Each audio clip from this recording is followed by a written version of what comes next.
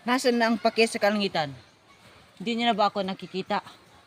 Mga masasamang loob na naghahari ngayon dahil sa kagagawa ni Adolfo. Ikaw ang dahilan ng lahat ng samang ito.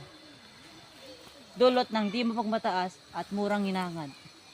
O kalangitan, dinggin mo ko bakit nakakaya mo kong pagtiisan. O Laura!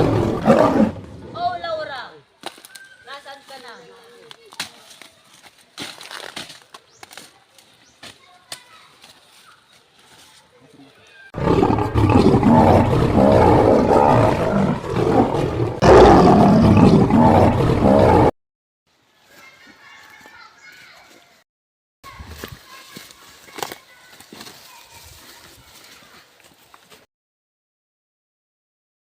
Sandro, iatid mo muna si Florante sa Albania.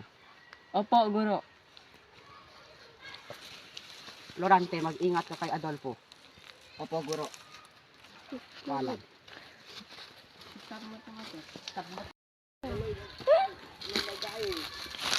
Kaibigan, mag-ingat ka sapagkat wala na ako sa ating lahi. Florante, mag-ingat ka. Kung kailangan mo ng tulong, nandito lang kami. Hanggang dito na lang ako. Paalam.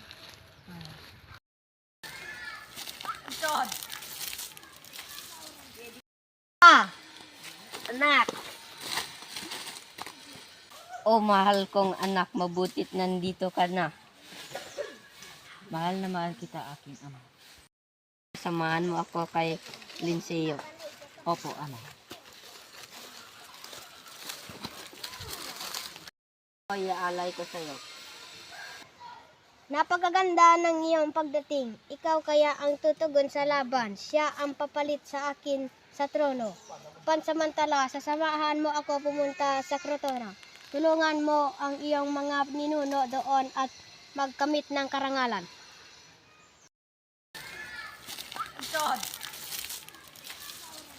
Laura! Florante! Gandang umaga sa iyo, Laura. Magandang umaga din sa iyo, Florante. Lagi kang inikwento sa akin ng iyong ama. Mahal na mahal kita. Gayon din ako, ngunit ilang araw na lang aalis ka rin. Hindi ba't masasayang lang ang pagkikilala natin? Paalam, Florante. Paalam, Laura.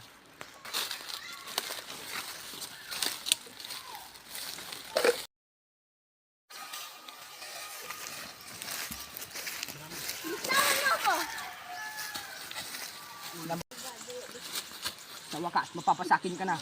Kailan hindi ako mapapasayo, umandak sa panahong darating siya. Sino?